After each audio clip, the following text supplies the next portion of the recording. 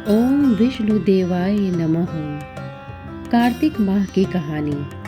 बूढ़ा व्यक्ति और 7 बहुएं। एक समय की बात है, किसी नगर में एक बूढ़ा व्यक्ति रहता था और उसकी 7 बहुएं थीं।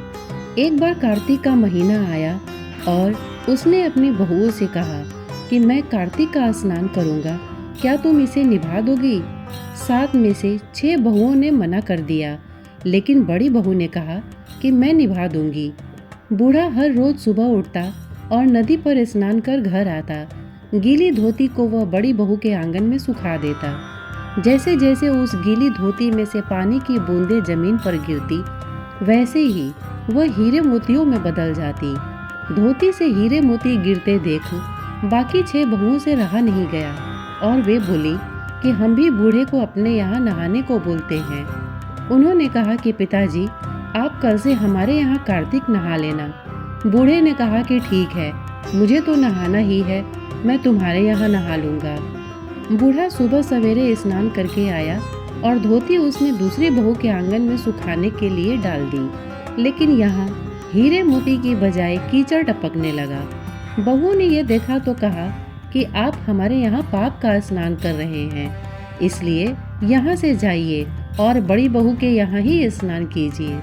बूढ़ा वापस बड़ी बहू के यहाँ आया और कार्तिक का स्नान करने लगा। स्नान करके उसने फिर धोती सुखाई तो फिर से हीरे मोती गिरने लगे। अब कार्तिक का महीना समाप्त होने को था।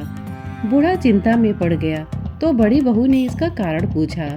उसने कहा कि कार्तिक स्नान समाप्त होने को है और मेरा मन है कि मैं सारे परिवार को एक दिन खाने का न्योता दूं। बड़ी बहू ने कहा कि पिताजी, इसमें चिंता की क्या बात है, आप सभी को बुला लें, मैं खाना बना दूंगी। बूढ़ा सभी को निमंत्रण देने गया तो बाकी बहुओं ने कहा कि जब तक यह घर पर रहेगी हम खाने पर नहीं आएंगे। बूढ़ा फिर से चिंता में घिर गया कि ऐसा कैसे होगा और सूखने लगा। बूढ़े को सूखते देख बड़ी बहू ने कहा कि पिताजी, अब आपको क्या चिंता है? बूढ़े ने बाकी 6 बहुओं वाली बात बड़ी बहू को बता दी, जिसे सुन वह बोली कि पिताजी ठीक है, मैं खाना बनाकर रख जाऊंगी। और उसने वैसा ही किया। खाना बनाकर रख दिया और अपने लिए 4 रोटी लेकर खेत पर चली गई। इधर 6 बहुओं ने खाना खा लिया, लेकिन जाने से पहले बाकी बचे खाने में कंकड़ पत्थर डाल गई कि बड़ी बहू आएगी तो परेशान होगी। इधर खेत में बैठकर बड़ी बहू कहने लगी कि राम जी की चिड़िया, राम जी का खेत, चुग लो चिड़िया भर भर पेट। मेरे ससुरे ने घर में जगह दी है और मैंने खेत में। चिड़िया को बाजरा डाल वह घर आ गई। घर आई तो बूढ़ा फिर उदास बैठा था। उसने फिर पूछा कि ये उदासी क्यों? सब ठीक ठाक निपट गया ना? वह बोला कि हाँ, सब ठीक ठाक निपट गया, लेकिन वो तेरी देवरानियाँ बाकी बचे खाने में कंकड़ पत्थर व मिट्टी डाल गई। बहू ने कहा कि कोई बात नहीं पिताजी, मैं तो अपने लिए 4 रोटी फिर बना लूंगी। बहू बूढ़े से बात कर घर के भीतर जाकर खाने को देखती है, लेकिन वह देखती है कि जिस खाने में वह सब कंकड़ पत्थर डालती हैं, वो हीरे मोती में बदल गए हैं। घर की जगह महल खड़ा हो गया है और धन दौलत से भर गया है।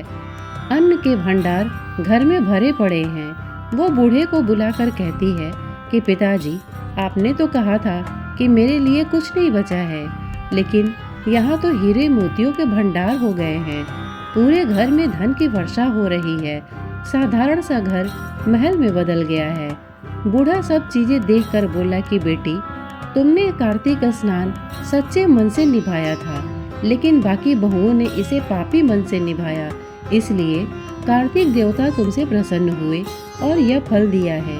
हे कार्तिक देवता, जैसे आपने बड़ी बहू की सुनी, वैसे ही आप सभी की सुनना। आइए अब सुनते हैं कार्तिक मास महात्म्य कथा, अध्याय 15। राजा पृथु ने नारद जी से पूछा, हे मुनि श्रेष्ठ, तब दैत्यराज ने क्या किया? वह सब आप मुझे विस्तार से सुनाइए। नारद जी बोले कि मेरे चले जाने के बाद जलंधर ने अपने राहु नामक दूत को बुलाकर आज्ञा दी कि कैलाश पर एक जटाधारी शंभु योगी रहता है, उससे उसकी सर्वांग सुंदरी भार्या को मेरे लिए मांग लाओ। तब दूत शिव के स्थान में पहुंचा, परंतु नंदी ने उसे भीतर सभा में जाने से रोक दिया। किंतु वह अपनी उग्रता से शिव की सभा में चला ही गया और शिव के आगे बैठकर दैत्यराज का संदेश कह सुनाया। उस राहु नामक दूत के ऐसा कहते ही भगवान शूलपाणी के आगे पृथ्वी फोड़कर एक भयंकर शब्द वाला पुरुष प्रकट हो गया, जिसका सिंह के समान मुख था। वह नृसिंह ही राहु को खाने चला। राहु बड़े जोर से भागा, परंतु उस पुरुष ने उसे पकड़ लिया। उसने शिवजी की शरण ले अपनी रक्षा मांगी। शिवजी ने उस पुरुष से राहु को छोड़ देने के लिए कहा, परंतु उसने कहा, मुझे बड़ी जोर की भूख लगी है, मैं क्या खाऊं? महेश्वर ने कहा, यदि तुझे भूख लगी है तो शीघ्र ही अपने हाथ और पैरों का मांस भक्षण कर ले। और उसने वैसा ही किया। अब केवल उसका सिर शेष मात्र रह गया। तब उसका ऐसा कृत्य देखकर शिवजी ने प्रसन्न हो उसे अपना आज्ञा पालक जान अपना परम प्रिय गढ़ बना लिया। उस दिन से वह शिवजी के द्वार पर स्वकीर्ति मुख नामक गढ़ होकर रहने लगा। श्रोतागण, 15वां अध्याय पूर्ण हुआ। आइए अब जानते हैं कार्तिक मास में क्यों करते हैं तुलसी पूजन। सनातन धर्म में तुलसी को बेहद पवित्र और पूजनीय माना जाता है और कार्तिक का महीना तुलसी पूजन के लिए सबसे खास होता है। मान्यता है कि तुलसी पौधे में साक्षात लक्ष्मी का निवास होता है, इसलिए कार्तिक माह में तुलसी के समीप दीपक जलाने से धन की देवी माँ लक्ष्मी प्रसन्न होती हैं और भक्तों पर अपनी असीम कृपा बरसाती हैं। पुराणों में वर्णित है कि कार्तिक मास धर्म, कर्म, अर्थ और मोक्ष प्रदान करने वाला महीना होता है।